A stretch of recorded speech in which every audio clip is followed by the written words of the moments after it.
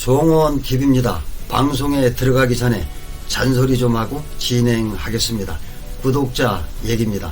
구독자는 기본적으로 1000명이 되어야 구글에서 비로소 인정을 해주는 유튜버입니다. 그런데 송원 TV의 경우 이제 겨우 400명대에서 삐약삐약 하고 있습니다. 물론 컨텐츠가 재미있고 유익하다면 구독자가 금세 1000명을 치고 10,000명을 찍고 나아가 밀리언 구독자를 거느리는 파워 유튜버가 될 터이지만 제가 실력이 짧다 보니 좀처럼 구독자가 늘지 않네요.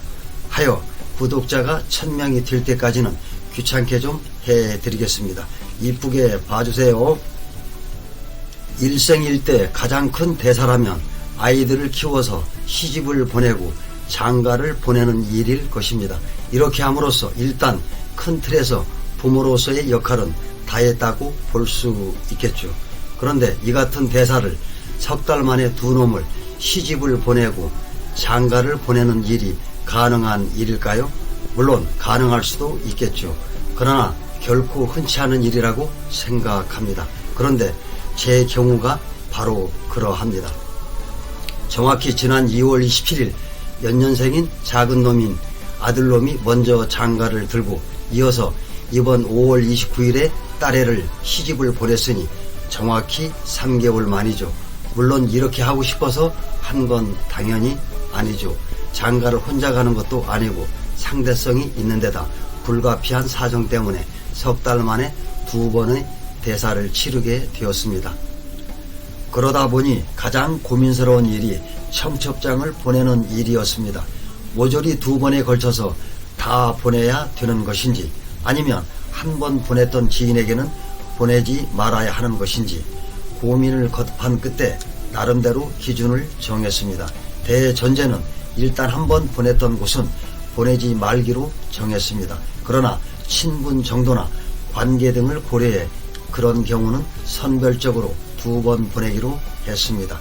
지극히 주관적인 생각에 주관적인 판단이라고 생각합니다. 드디어 모바일 청첩장 발송. 그런데 청첩장을 보내놓고 보니 2번 보내지 말아야 할 곳에 2번을 보낸 곳이 적지 않았습니다. 이런 경우는 그야말로 민폐라고 생각합니다. 요즘 코로나로 인해 경제적으로 다들 어려운 시절인데 저 같은 경우도 예전에 주머니 사정이 여의치 않아서 경조사비를 제대로 내지 못하는 경우가 있었습니다. 본의 아니게 군번에 제가 보내드린 모바일 청첩장으로 인해 부담이 되셨거나 불쾌하셨다면 이 자리를 빌어서 사과드립니다. 제 여식이 홀레리를 치르는 날 오전에는 먼지도 없고 쾌청한 날씨였으나 막상 예식을 치르면서부터 빗방울이 떨어지기 시작했습니다. 그러나 다행히도 비가 매몰차게 내리지 않아 행사를 진행하는 데는 큰 지장이 없었습니다.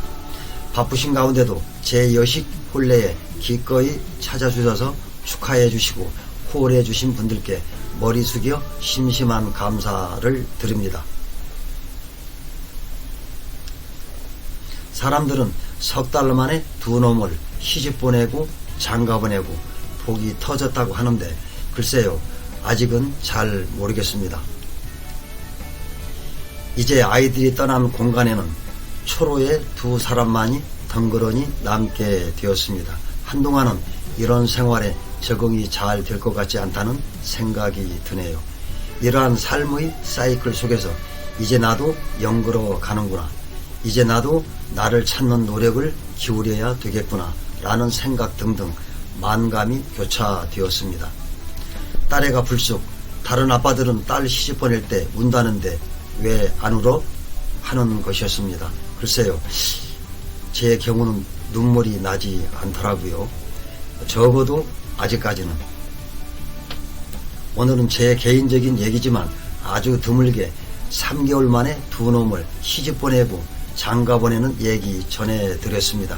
끝까지 시청해 주셔서 감사합니다.